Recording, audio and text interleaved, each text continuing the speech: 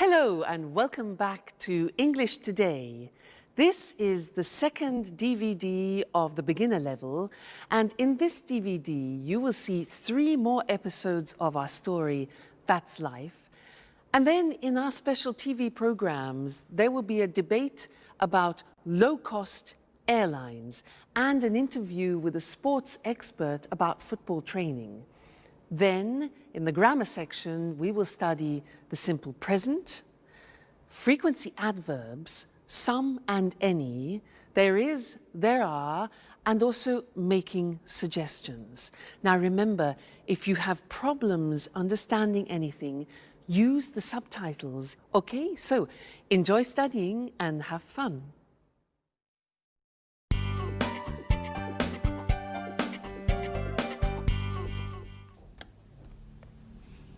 Hello, Anne. Oh, it's you, Peter. Look, this is it. Look at what? My office. Here, near my bed. Oh, I see. By the way, where are the office supplies? The computer supplies are in that cupboard over there. The folders, pencils, pens, etc. are here in this cupboard. And I also have 2 chairs. Oh, good. Are these for everyone? No, they are not. Don't touch anything, please. Okay, so you say you have all of the office supplies. No, not really. There isn't a fax machine. There aren't all the programs I need on my computer. And I guess you have an answering machine. Is it useful? I don't need an answering machine. I answer the telephone myself. Okay, you're right. This office is nice. And if you need a fax machine, I have one in my apartment. Oh, thank you. Wait a minute. Something is missing. Where's the coffee machine? All offices have a coffee machine. I'm afraid there isn't one here. There's a staff kitchen on the other side of the house. In the kitchen. We can have some coffee there. Good idea.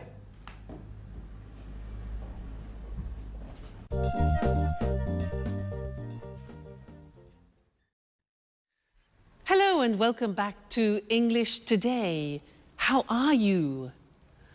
Now, in that last episode of That's Life, did you notice that Anne described her office?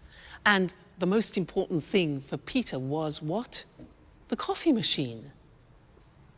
Strange.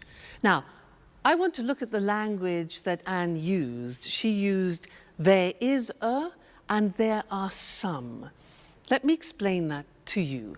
Now, if you have a single object, for example, like a glass, then we say there is a glass on the table, or there is a hat on the table, or there is a computer on the table. Okay? Now that changes when we have more than one object. Like these pens, for example. We say there are some pens on the table. Okay? There are some pens on the table. And therefore, in this example here, books, there are some books on the table. There are some CDs on the table. So you see how it changes. Now, let's go and look at that on the screen. You can see it written. So we said with singular objects, we say there is. The examples are there's a computer in Anne's office. There isn't a fax machine. That's the negative. There isn't a fax machine. There's a table in the studio, and there isn't a coffee machine, which Peter can't believe. Now look at the plural form. We say there are some office supplies in the office, and there are some pens and pencils, okay? And we also use that for the exact number of plural objects. So, for example, there are 2 chairs in Anne's office, and there are 4 pictures, for example, in her studio. All right, so that's an introduction to there is and there are some. Now, in the next lesson, we're going to look at the difference between some and any, which is very important. So listen out for that in the next episode and then come back here and we'll work on it. All right, see you later. Bye. Do you want milk with your coffee? There's a bottle in the back of the fridge. I prefer it without milk, but with some sugar. Oh, I'm afraid there isn't any sugar. Well, that's okay. Black coffee is good too. Do you have any of those great cookies? Oh, yes. There are some cookies over here.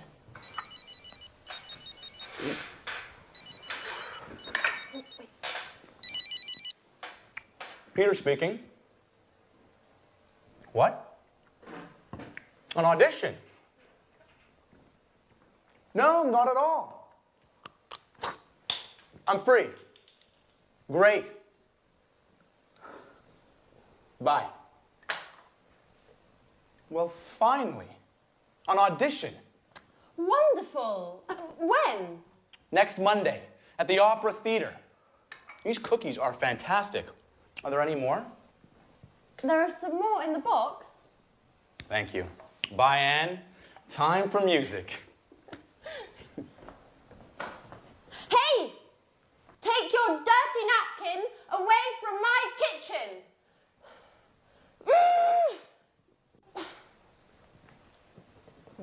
It's nice to have you as my new office neighbour.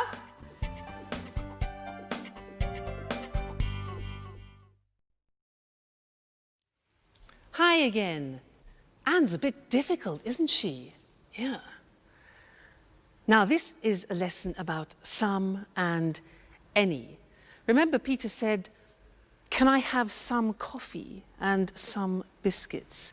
Well, I want to talk to you about that right now. Now, in order to understand some and any, we have to understand the difference between countable objects and uncountable objects. So, these things here are ingredients to make a wonderful English lemon cake. Let's divide them into countable objects and uncountable objects. Let's start with these. Now, these are lemons. Countable means you can count them. Uncountable means you can't count them. Can you count these? Yeah, 1, 2. So these are countable. So there are some lemons. Now, what about these? These are nuts. Can you count these? Yeah, 1, 2, 3, etc. So they are also countable. So we say there are some nuts on the table. Now, what about this? This is marmalade. Now, can you count marmalade? Well, you can count the container, but not the marmalade inside. So this is uncountable, and we say in English, there is some marmalade. It's a singular verb. So we put it here, it's uncountable. Okay? Now, let's look at this. What's this? This is salt. Salt. Now, is this countable or uncountable for you? Countable or uncountable? Well, it is very difficult to count all the little bits of salt. So this is uncountable. We put it here, all right? Now, next thing, these two. Eggs.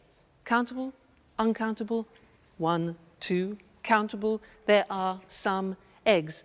This here is spices. Spices. Now, these you can count. So we say there are some spices. What about this? Milk. You can count the bottle, but can you count the liquid? No. So all liquids are uncountable, and we say there is some milk. There is some milk. So singular verb. Put that there. Now, what have we got here? Butter. Butter. Can we count that? Well, we can count a packet, yes, but the butter inside? Exactly, no, we can't count butter. So there is some butter, we put it here. Good. Now, what else have we got? Flour. You know, flour we use to make pizza, to make cakes. Is that countable? Exactly, it's not countable. It's like salt, like sugar, like coffee. So we put this here, uncountable. And the last thing, this. What's this? Water. Is water countable? No, it's not. So water goes with the uncountable. There is some water. It's quite difficult, hey? Let's look at the screen to see that written, all right? And we will do a general summary. So we said countable objects in the plural. In the positive form, we say there are some lemons on the table. There are some CDs on the table. There are some eggs on the table. So that's countable. Now the negative is there aren't any, we use any, there aren't any cigarettes on the table. There aren't any biscuits, important, any for the negative. There aren't any magazines, for example, all right? Now, questions. Here again, we use the word any. We use any in the negative and any in the questions. So, are there any glasses on the table? Are there any books on the table? Are there any pens? All right, so some in the positive, any in the negative, and the question form. Good. Now, let's move on to uncountable objects. These ones here. The examples are, there is, singular verb, some sugar on the table. There is some flour on the table. There is some water on the table. Okay? Negative, again, we use any. We say there isn't any bread on the table. There isn't any wine, a liquid, on the table. There isn't any chocolate on the table, all right?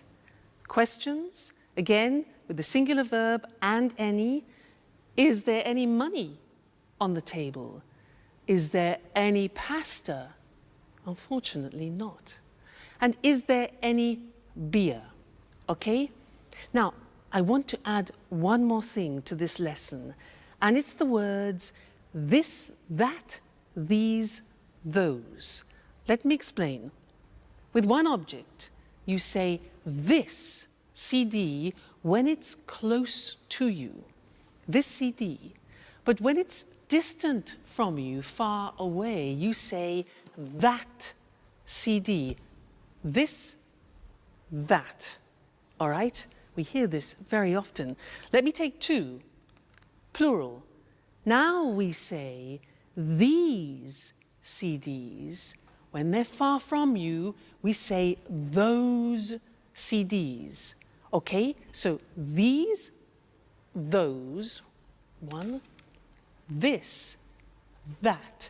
Let's see that on the screen. So this book, plural, these books when they're close to you, and that chair, for example, and those chairs when they're distant from you.